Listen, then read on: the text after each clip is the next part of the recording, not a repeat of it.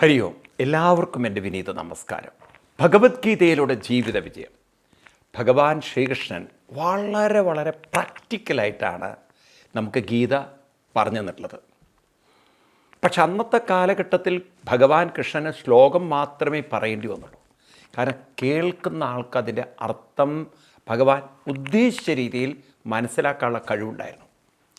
എന്നാൽ ഇന്ന് നമുക്ക് ഗീത ആരെങ്കിലും ഒന്ന് വ്യാഖ്യാനിച്ചു തരണം, അല്ലെങ്കിൽ നമുക്ക് എന്താണ് പറഞ്ഞതെന്ന് ശരിക്കും യുക്തിപൂർവ്വം മനസ്സിലാക്കാൻ പറ്റും. അപ്പം നമ്മുടെ മുന്നിൽ ഇത് മനസ്സിലാക്കുമ്പോൾ ഒരു വശത്ത് നമുക്ക് അർജുനനെ കാണണം, മറുവശത്ത് നമ്മളെയും കാണാം. അർജുനൻ ഇരിക്കുന്നത് യുദ്ധക്കളത്തിൽ, അദ്ദേഹത്തിന് യുദ്ധം ചെയ്യാൻ ചില വിമുഖതകൾ ഉള്ള മനസ്സുമായിട്ട്. കാര്യകാരണങ്ങളൊക്കെ നമ്മൾ നേരത്തെ കണ്ടു, ഞാൻ അതിലെ ഡീറ്റെയിൽസിലേക്ക് പോകുന്നില്ല. പക്ഷേ ഇവിടെ അർജുനൻ ഇപ്പോൾ തൻ്റെ കടമ ചെയ്യാൻ, ഉത്തരവാദിത്വം ചെയ്യാൻ ഒരു വിമുഖത കാണിക്കുകയാണ്. നമ്മളെ സംബന്ധിച്ചും ഈ ഒരു അവസ്ഥ നമുക്കുമുണ്ട്. എന്താണെന്ന് ചോദിച്ചു കഴിഞ്ഞാൽ, നമുക്ക് ഇഷ്ടപ്പെടാത്തതായ പല കാര്യങ്ങളും ചെയ്യാൻ നമുക്ക് വിമുഖതയുണ്ട്. എപ്പോഴും നമുക്ക് ഇഷ്ടപ്പെട്ട ജോലി തന്നെ കിട്ടണമെന്നില്ല. വീട്ടിലെ കാര്യങ്ങളിൽ നമുക്ക് അവിടെ പറഞ്ഞ കാര്യങ്ങളൊക്കെ ഇഷ്ടത്തോടെ ചെയ്യണമെന്ന് തോന്നാറില്ല. രാവിലെ എണീക്കാൻ ഒരു പക്ഷേ വിമുഖത ഉള്ളവർ, വീട്ടിലെന്തെങ്കിലും സഹായം ചെയ്യാൻ വിമുഖത ഉള്ളവർ, ഒരു വൈമനസ്യമുള്ളവർ, അതുപോലെ തന്നെ ജോലി സ്ഥലത്ത് കാര്യങ്ങൾ ചെയ്യാൻ വളരെയധികം അവിടെ ടെൻഷനും സ്ട്രെസ്സൊക്കെ ഉള്ളത്. കാരണം പ്രത്യേകിച്ച് ഇന്ന് ബാങ്കിലൊക്കെ ജോലി ചെയ്യുന്നവരെ സംബന്ധിച്ച് ധാരാളം ലോഡുണ്ട് ചെയ്യാൻ. അതൊരു സ്റ്റാഫ് ലീവും കൂടി കഴിഞ്ഞാൽ അവരുടെയും കൂടെ വർക്ക് ചിലപ്പോൾ ചെയ്യേണ്ടതായിട്ട് വരും. പിന്നെ ഇപ്പോഴൊക്കെ ആണെങ്കിൽ ഇതെല്ലാം പഴയതുപോലുള്ള വർക്കല്ലല്ലോ, ഒക്കെ നെറ്റ്വർക്കിംഗ് കണക്റ്റഡ് ആയതുകൊണ്ട് ഒരാൾക്ക് അവരുടെ ഇഷ്ടപ്രകാരം എല്ലാം ചെയ്യാമെന്ന് വിചാരിച്ചാൽ നടക്കില്ല. അവർ ഫോഴ്സിലാണ്. പലതും അവർ ചെയ്ത് തീർത്തേ പറ്റുള്ളൂ. അവരുടെ ഇഷ്ടത്തിനൊരു അക്കൗണ്ട് ക്ലോസ് ചെയ്യാനോ അവരിഷ്ടത്തിനനുസരിച്ച് കാര്യങ്ങൾ ചെയ്യാനോ പറ്റില്ല. അവർക്കൊരു സിസ്റ്റത്തിൻ്റെ കൂടെ പോയേ പറ്റില്ല. അപ്പോൾ ആ സിസ്റ്റത്തിനനുസരിച്ച് മനസ്സ് കൊണ്ടുപോകുക എന്ന് പറയുന്നത് അത്ര എളുപ്പമല്ല.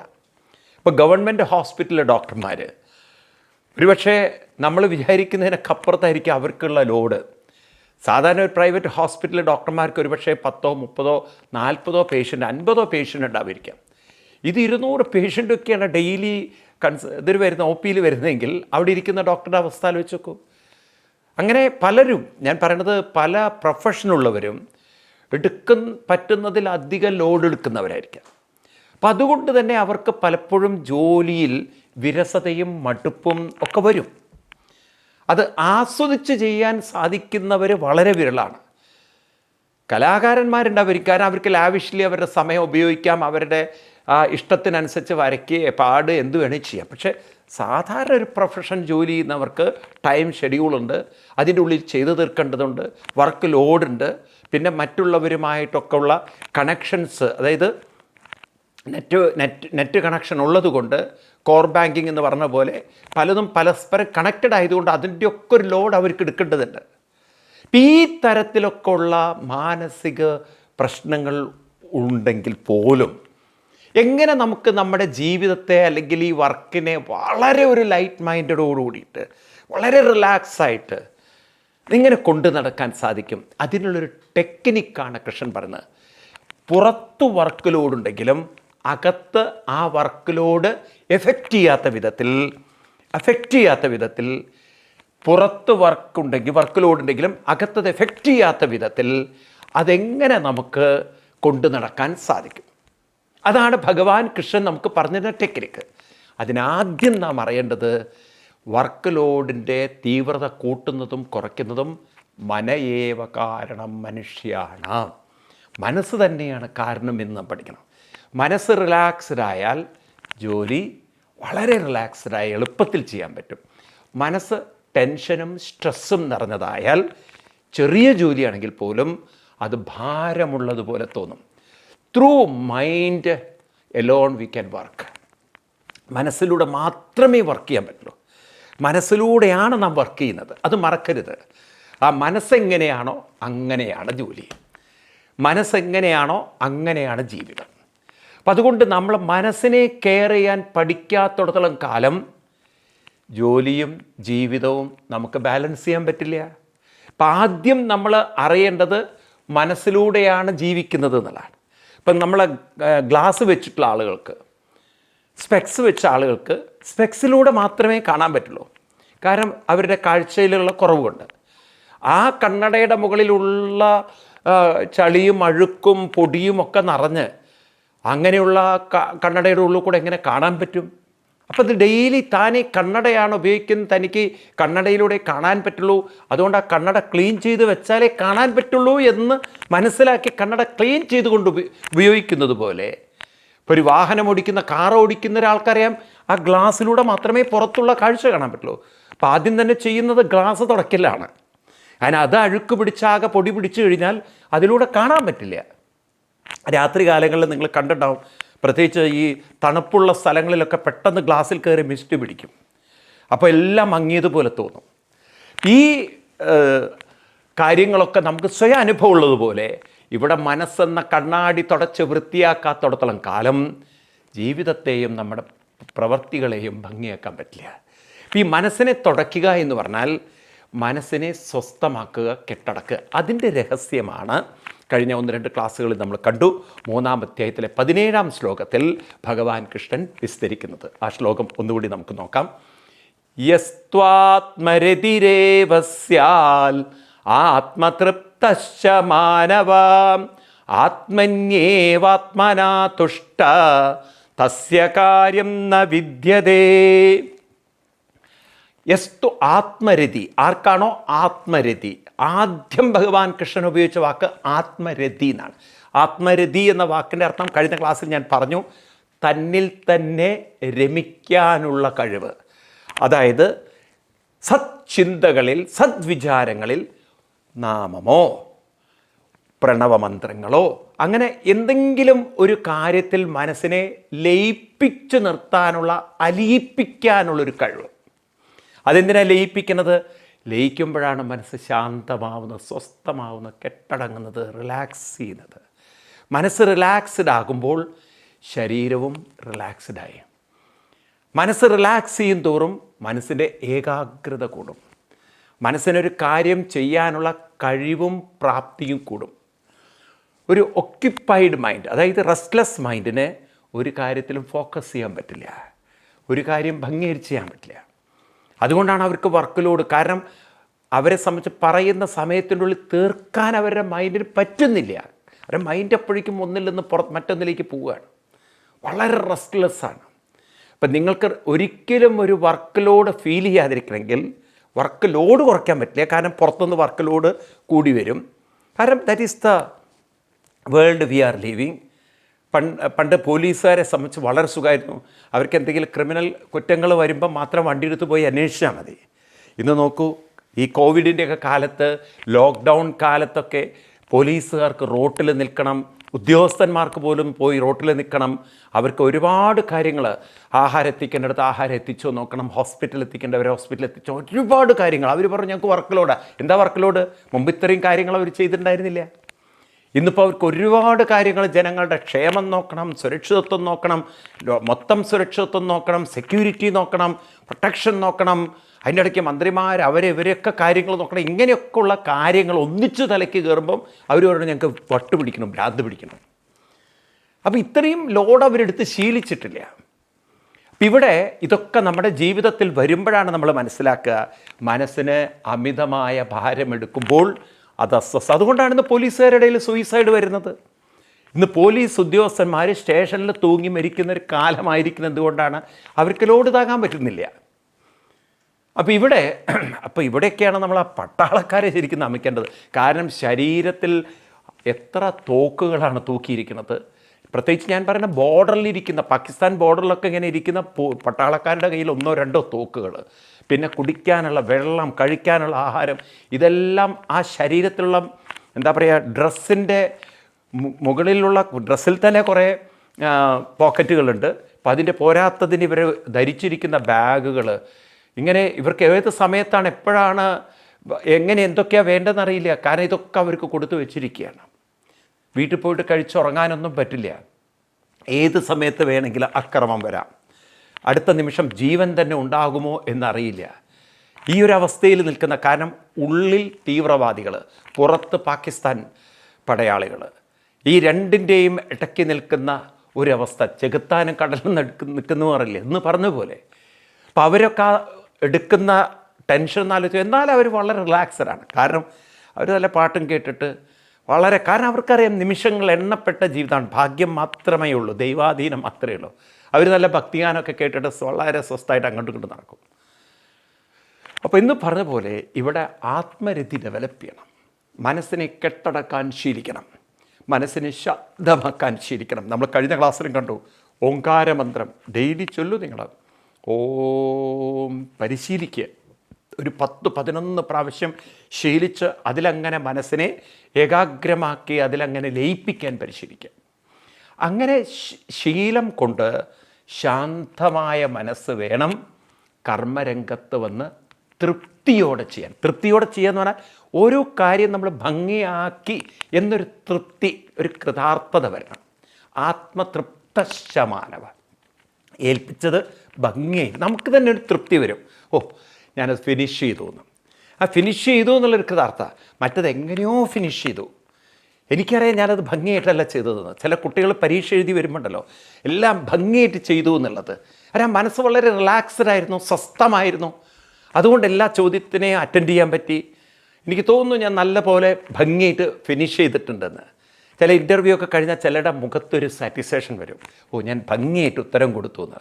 ചിലവർക്ക് തന്നെ ഉള്ളിൽ ഭയങ്കര കുറ്റബോധമാണ്, ഒന്നും ശരിയായിട്ടില്ല എന്നുള്ളൊരു തോന്നൽ.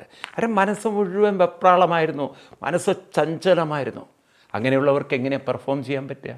അത് പരീക്ഷയാവട്ടെ, ഇൻ്റർവ്യൂ ആവട്ടെ, ജോലി ആവട്ടെ. അപ്പം ഇതൊക്കെ മനസ്സിനെ ആശ്രയിച്ചിരിക്കുകയാണ്.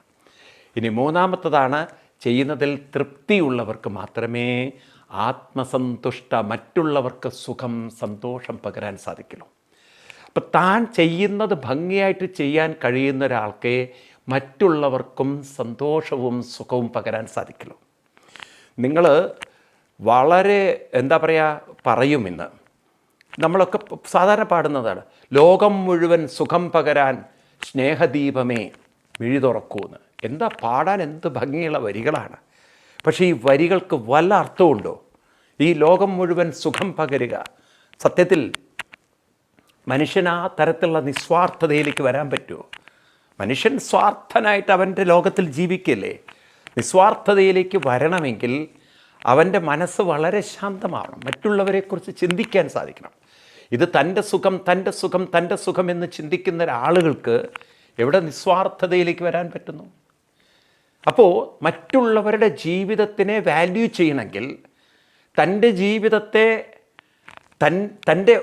ജീവിതത്തെ താൻ ആസ്വദിച്ച് കൊണ്ട് നടക്കുന്ന, ആസ്വദിക്കുക എന്ന് പറഞ്ഞാൽ അർത്ഥം നിങ്ങൾ തെറ്റിദ്ധരിക്കരുത്, തോന്നിയതുപോലെ ജീവിച്ച് ആസ്വദിക്കലല്ല. സ്വസ്ഥമായിട്ട് കൊണ്ട് നടന്ന് ആസ്വദിക്കുന്ന ഒരാൾക്ക് മറ്റൊരാളുടെ ജീവിതത്തെ ബഹുമാനിക്കാനും ആദരിക്കാനും അതിന് സ്നേഹവും സുഖവും പകരാൻ സാധിക്കുള്ളൂ. തൻ്റെ സ്വാർത്ഥ സുഖത്തിന് വേണ്ടി ചിന്തിക്കുന്നവർക്ക് ഒരിക്കലും സുഖം പകരാൻ പറ്റില്ല. തീവ്രവാദികൾ നോക്കൂ നിങ്ങൾ, അവരുടെ സ്വാർത്ഥ സുഖത്തിന് വേണ്ടി, സ്വർഗം കിട്ടാൻ വേണ്ടിയിട്ട് നിരപരാധികളെ ബോംബ് ചെയ്തും അതുപോലെ തോക്ക് വെച്ചും കൊല്ലുന്നില്ലേ? അവർക്കെന്ത് ലോകത്തിൽ സുഖം പകരാനാണ് സാധിക്കുക? ഭാരതത്തിലെ ഋഷിവര്യന്മാർക്ക് മാത്രമേ അത് ചിന്തിക്കാൻ പറ്റുള്ളൂ. ലോക സമസ്ത സുഖിനോ ഭവന്തു. എനിക്കെപ്പോഴും ഈ പാട്ട് കേൾക്കുമ്പോൾ ഓർമ്മ വരിക ആ ഒരു വരികളാണ്. ഋഷിവര്യന്മാർ എത്രയോ കാലം മുമ്പ് പറഞ്ഞാണ്, ലോക സമസ്ത സുഖിനോ, ലോകം മുഴുവൻ സുഖം പകരണം. അതിനെങ്ങനെയാണ് സാധിക്കുക? സ്വസ്ഥമായൊരു മനസ്സ് വേണം. സ്വസ്ഥമായ മനസ്സുള്ള ഒരാൾക്ക് സ്വസ്ഥതയോടെ തൻ്റെ കർത്തവ്യങ്ങൾ ചെയ്യാൻ പറ്റുള്ളൂ. തൻ്റെ കർത്തവ്യങ്ങൾ ചെയ്യുന്ന ഒരാൾക്ക് മറ്റുള്ളവർക്ക് പ്രയോജനകരമായ കാര്യങ്ങൾ സന്തുഷ്ടി പകരാൻ പറ്റുള്ളൂ. തൃപ്തിയുള്ളവർക്കേ സന്തുഷ്ടി പകരാൻ പറ്റുള്ളൂ. മറ്റുള്ളവർക്ക് പകരേണ്ടതാണ് സന്തുഷ്ടി, മറ്റുള്ളവരുടെ ജീവിതത്തെ സന്തോഷിപ്പിക്കുക. നാരായണ ഗുരുദേവനൊക്കെ പറഞ്ഞില്ലേ, അവനവൻ ആത്മസുഖത്തിനായി ആചരിക്കുന്നത് അപരന സുഖത്തിനായി വരേണം. മറ്റുള്ളവർക്ക് സുഖം കിട്ടുക, തൻ്റെ സുഖത്തേക്കാൾ വലുത് മറ്റുള്ളവരുടെ സുഖമാണ്. മറ്റുള്ളവർക്ക് വേണ്ടി ആ ഒരു ആറ്റിറ്റ്യൂഡ് മനുഷ്യൻ ഡെവലപ്പ് ചെയ്താലുണ്ടല്ലോ, ഇവിടെ ഒരിക്കലും മനുഷ്യൻ്റെ സ്വാർത്ഥത മറ്റുള്ളവർക്കൊരു ബുദ്ധിമുട്ടാവില്ല. എന്ന് സ്വാർത്ഥതയ്ക്ക് വേണ്ടി, എൻ്റെ സുഖത്തിന് വേണ്ടി ഞാൻ മറ്റുള്ളവരെ കൊല്ലുന്നു, എൻ്റെ സുഖത്തിന് വേണ്ടി ഞാൻ പക്ഷി മൃഗാദികളെയൊക്കെ കൊല്ലുന്നു. ഈ തരത്തിലുള്ള ഒരു സംസ്കാരം നമുക്ക് മാറ്റിയെടുത്തേ പറ്റുള്ളൂ. മറ്റുള്ളവരുടെ സുഖത്തിന് വേണ്ടി, മറ്റുള്ളവരുടെ ക്ഷേമത്തിന് വേണ്ടി, മറ്റുള്ളവരുടെ നിലനിൽപ്പിന് വേണ്ടി. അതാണ് ഭാരത സംസ്കാരം ഇത്രയും കാലം നിലനിന്നത്. നമ്മൾ ആവർത്തിച്ചാണെങ്കിൽ ഈ ഒരു ഭാഗം ഞാൻ പറഞ്ഞില്ലെങ്കിൽ അത് നിങ്ങൾ മനസ്സിലാക്കില്ലേ. ധർമ്മപുത്രൻ മഹാപ്രസ്ഥാനം ചെയ്ത് അവസാനം അദ്ദേഹത്തിൻ്റെ കൂടെ ഒരു പട്ടി മാത്രമേ അവശേഷിച്ചുള്ളൂ. അതിൻ്റെ ഇടയ്ക്ക് പാഞ്ചാലി മരിച്ചു വീണു, പിന്നെ പാണ്ഡവരൊക്കെ മരിച്ചു വീണു. ധർമ്മപുത്രനും അദ്ദേഹത്തെ അനുഗമിച്ച ഒരു പട്ടി മാത്രം. തന്നെ അനുഗമിച്ച പട്ടി അദ്ദേഹത്തിൻ്റെ മുന്നിൽ അങ്ങനെ നിൽക്കുമ്പോഴാണ് അദ്ദേഹത്തിന് മുന്നിൽ ഇന്ദ്രൻ വന്നിട്ട് പറയുന്നത്, ദാ വരൂ, നമുക്ക് ഇനി പോവാമെന്ന്, വിമാനത്തിൽ കയറൂ എന്ന് പറഞ്ഞു. ഈ വിമാനത്തിലേക്ക് പട്ടിക്ക് കയറാൻ പറ്റുമോ? പട്ടിക്ക് കയറാൻ പറ്റില്ല, അവിടെ പട്ടിയൊന്നുമില്ല എന്ന്. എന്നാൽ എനിക്ക് നിങ്ങളുടെ വിമാനവും വേണ്ട, എനിക്ക് നിങ്ങളുടെ ഒരു സൗഖ്യവും വേണ്ട. അപ്പം തന്നെ അനുഗമിച്ച, തന്നെ ഇത്രയും കാലം പിന്തുടർന്ന ഒരു പട്ടിക്കില്ലാത്തൊരു സ്ഥലം എനിക്ക് വേണ്ടെന്ന് പറയാനുള്ള ആ വിശാലതയുണ്ടല്ലോ, അതാണ് ലോകം മുഴുവൻ സുഖം പകരാൻ. അല്ലാതെ പാവം ജീവികളെ മുഴുവൻ കൊന്ന് തിന്നിട്ട് ലോകം മുഴുവൻ സുഖം പകരാനെന്ന് പാടിയാലുണ്ടല്ലോ, ആ വാക്കുകൾക്കും പാട്ടിനും ഒരു വിലയുണ്ടാവില്ല. നമ്മളത് ശീലിക്കണം. യദ്യദാചരതി ശ്രേഷ്ഠ. നമ്മൾ കടന്നു വരും ആ ശ്ലോകങ്ങളിലേക്കൊക്കെ. എന്നെക്കൊണ്ട് മറ്റൊരു ജീവിക്കും ഉപദ്രവമുണ്ടാവരുതേ, എന്നെക്കൊണ്ട് ആർക്കും ഒരു വേദന ഉണ്ടാവരുതേ എന്ന് ചിന്തിക്കാൻ സാധിക്കുന്നവർക്ക് മാത്രമേ ഇത്തരം പാട്ടുകൾ പാടി അതിൻ്റെ അർത്ഥം ഗ്രഹിക്കാൻ സാധിക്കുള്ളൂ. അല്ലാത്തവർക്കൊക്കെ അത് വെറും ലിപ്സ്റ്റിക് പാട്ടുകളാണ്, ചുണ്ടുകളിൽ നിന്ന് വരുന്നതാണ്, ഹൃദയത്തിൽ നിന്ന് വരുന്നതല്ല. ലോകാ സമസ്ത സുഖിനോ ഭവന്തു എന്നത് ചുണ്ടുകളിൽ നിന്ന് വന്ന, വായിൽ നിന്ന് വന്ന ശബ്ദങ്ങളല്ല, അത് ഹൃദയത്തിൽ നിന്ന മറ്റുള്ളവർക്ക് സാന്ത്വനങ്ങളാണ്, പ്രചോദനങ്ങളാണ്, പ്രേരണകളാണ്. അത് ജീവിച്ച് കാണിച്ചവരുടെ അനുഗ്രഹമാണ്. അല്ലാതെ ജീവിതത്തിൽ മറ്റൊന്ന് ജീവിച്ച് എല്ലാറ്റിനെയും വെട്ടിപ്പൊഴുങ്ങി കൊന്ന് തൻ്റെ സ്വാർത്ഥത മുഴുവൻ അനുഭവിച്ചിട്ട് ലോകം മുഴുവൻ സുഖം പകരാൻ ഞാൻ ആരെയും കളിയാക്കെന്ന് വിചാരിക്കരുത്. പക്ഷെ നാം ആചരിക്കാതെ നാം എന്തു പറഞ്ഞാലും അത് വിലയില്ലാത്ത വാക്കുകളാണ്. പാടാൻ രസമാണ്, കാരണം താളവും ഈണവും ഒക്കെ ഉള്ളതുകൊണ്ട്. പക്ഷെ അതൊന്നും ഹൃദയത്തിലേൽക്കില്ല. എന്തുകൊണ്ടാണ് ഇവിടെ നാരായണ ഗുരുദേവനും ചട്ടമ്പി സ്വാമികളും സ്വാമി വിവേകാനന്ദനും ശങ്കരാചാര്യസ്വാമികളും ഇന്നും ജീവിക്കുന്നത്? കാരണം അവർ ശരിക്കും ലോകത്തിന് ഹിതം പകർന്നവരാണ്. കേവലം സുഖം പകർന്നവരല്ല, ഹിതം അവരുയർത്തിപ്പോയവരാണ്. അതുകൊണ്ട് ലോകമെന്നും അവരെ ആദരവോടെ ബഹുമാനിക്കുന്നു. അപ്പം അതുകൊണ്ട് നമ്മുടെ ജോലി ഇതാണ്, മനസ്സിനെ കെട്ടടക്കുക. ആ കെട്ടടങ്ങിയ മനസ്സുകൊണ്ട് നമ്മുടെ ജീവിതത്തെ ആസ്വദിച്ചു കൊണ്ടുപോവുക. മറ്റുള്ളവർക്ക് ആ ആസ്വാദനം, നമ്മൾ അനുഭവിച്ച സുഖം നമ്മൾ ചെയ്യുന്നതിൽ മുഴുകിച്ചേർന്ന് രസിച്ച് ലയിച്ചുകൊണ്ട് ആസ്വദിക്കുക. ആ സുഖം നമ്മൾ, ആ സന്തോഷം നമ്മൾ മറ്റുള്ളവർക്ക് പകർന്നു കൊടുക്കുക. അതെങ്ങനെയാണ്? മറ്റുള്ളവർക്ക് മാക്സിമം നമ്മളെ കൊണ്ട് പറ്റുന്ന രീതിയിലുള്ള സഹായവും സൗഹാർദ്ദവും അതുപോലെ സന്തോഷവും കൊടുത്തുകൊണ്ട് അങ്ങനെ കൈകോർത്തുകൊണ്ട് പോയാൽ തസ്യ കാര്യം ന വിദ്യതേ, അവർക്ക് ഈ ഭൂമിയിൽ ദുഃഖിക്കേണ്ടതായിട്ട് യാതൊന്നും ഇല്ല. എന്നിട്ട് ഭഗവാൻ അടുത്ത ശ്ലോകത്തിൽ ഇതിൻ്റെ തുടർച്ചയായിട്ട് പറയുന്നു. അതുകൊണ്ട് അങ്ങനെയുള്ള ആളുകൾക്ക് നൈവ തസ്യ കൃതേനാർത്തോ നാകൃതേനേഹ കശ്ചന നചാസ്യ സർവഭൂതേഷു കശ്ചിദർത്തവ്യപാശ്രയം. ഒന്നുകൂടി ചൊല്ലാം. നൈവ തസ്യ കൃതേനാർത്തോ നകൃതേനേഹ കശ്ചന നചാസ്യ സർവഭൂതേഷു കശ്ചിദർത്തവ്യപാശ്രയം. അപ്പം അങ്ങനെ ആത്മരതി, ആത്മതൃപ്തി, ആത്മസന്തുഷ്ടി ഇതൊക്കെ ഉള്ളവരും പങ്കുകൊടുക്കാൻ അല്ലെങ്കിൽ മറ്റുള്ളവർക്ക് പങ്കുവയ്ക്കാൻ കഴിയുന്നവരുമായ ആളുകളെക്കുറിച്ചാണ് പറയുന്നത്. തസ്യ, അങ്ങനെയുള്ളവർക്ക്. എങ്ങനെയുള്ളവർക്ക്? ആത്മരതി, ആത്മതൃപ്തി, ആത്മസന്തുഷ്ടിയുള്ളവർക്ക്. ഇഹ കൃതേന, ഇവിടെ സുഖത്തിന് വേണ്ടി, ഇവിടെ സുഖത്തിന് വേണ്ടി, കൃതേന അർത്ഥ ന, എന്തെങ്കിലും ചെയ്തുകൊണ്ടോ അർത്ഥം കിട്ടിയിട്ടോ അവർക്ക് സുഖം ഉണ്ടാക്കുന്നവരല്ല. അതായത് സുഖം എന്നത് ഞാൻ പറഞ്ഞു, അവരെ സംബന്ധിച്ച് പുറത്തല്ല നിൽക്കുന്നത്. എന്തോ തനിക്ക് കിട്ടുമ്പോൾ കിട്ടുന്നതല്ല സുഖം, എന്തോ താൻ ഇഷ്ടപ്പെട്ടത് ചെയ്യുമ്പോൾ കിട്ടുന്നതല്ല സുഖം. അവരെ സംബന്ധിച്ച് സുഖം എന്ന് പറയുന്നത് എപ്പോഴും ഉള്ളിലുള്ള അവസ്ഥയാണ്. എപ്പോഴും തൻ്റെ മനസ്സിനെ ഒരു കാര്യത്തിൽ ലയിപ്പിച്ച് നിർത്താൻ സാധിക്കുന്നതുള്ള അനുഭൂതിയാണത്. സുഖം തൻ്റെ കയ്യിലാണിരിക്കുന്നത്. സുഖവും സന്തോഷവും തൻ്റെ പരിശീലനത്തിലാണ്, നിരീക്ഷണത്തിലാണ്, തൻ്റെ സാധനയിലാണ് ഇരിക്കുന്നത്. അപ്പം തൻ്റെ തന്നെ മനസ്സിനെ തന്നിൽ കെട്ടടക്കി ശീലിച്ചവർക്ക് സുഖത്തിന് വേണ്ടിയിട്ട് ന കൃതേന ന അർത്ഥേന എന്തെങ്കിലും സുഖത്തിന് വേണ്ടി ചെയ്യേണ്ടതായിട്ടുമില്ല, എന്തെങ്കിലും അവർക്ക് കിട്ടേണ്ടതായിട്ടുള്ള. ഇത് വളരെ ഗംഭീരമാണ്. കാരണം ഇന്ന് സമൂഹം മുഴുവനുണ്ടല്ലോ സുഖം കിട്ടാൻ വേണ്ടി ഓടുകയാണ്. അങ്ങനെയാണ് കള്ളിൻ്റെ പിന്നാലെയും പെണ്ണിൻ്റെ പിന്നാലെയും കഞ്ചാവിൻ്റെ പിന്നാലെയും അതിൻ്റെ പിന്നാലെ ഇതിൻ്റെ പിന്നാലെയൊക്കെ മനുഷ്യൻ ഓടുകയാണ് സുഖത്തിന് വേണ്ടി. നിങ്ങൾ കണ്ടില്ലേ, കള്ള് കിട്ടാതെ, കള്ള് കുടിച്ച് ശീലിച്ചവന് കള്ള് കിട്ടാതെ, ഈവൻ സാനിറ്റൈസർ പോലും കള്ളിന് വേണ്ടി കുടിക്കുന്ന ആളുകൾ. ലഹരി ഉപയോഗിച്ച് അവൻ്റെ തലയ്ക്ക് മത്ത് കയറി എന്താ ചെയ്യേണ്ടതെന്നറിയില്ല. പെണ്ണിലാണ് സുഖം എന്ന് കരുതി പാവം പ്രായമുള്ള സ്ത്രീകളെപ്പോലും വെറുതെ വിടാത്തവർ. ഈ രീതിയിലൊക്കെ ഉള്ള ചില വികൃതമായ മനസ്സുകൾ, അതങ്ങേയറ്റം ആ മനസ്സുകളൊക്കെ കേടുവരുത്തിക്കളഞ്ഞു. ആ മനസ്സുകളൊക്കെ എങ്ങനെയാണ് ഈ ലോകത്തിൽ സുഖം കണ്ടെത്തുന്നത്? കാരണം അവരെ സംബന്ധിച്ച് അത്ര മനസ്സിനെ കേടുവരുത്തി. മനസ്സ് സ്വസ്ഥമെന്ന് പോവട്ടെ, അതവരെ അടക്കിയിരുത്തില്ല. അത് ക്രൂരത ചെയ്യാൻ, അക്രമം ചെയ്യാൻ അവരെ പ്രേരിപ്പിച്ചു കൊണ്ടിരിക്കും.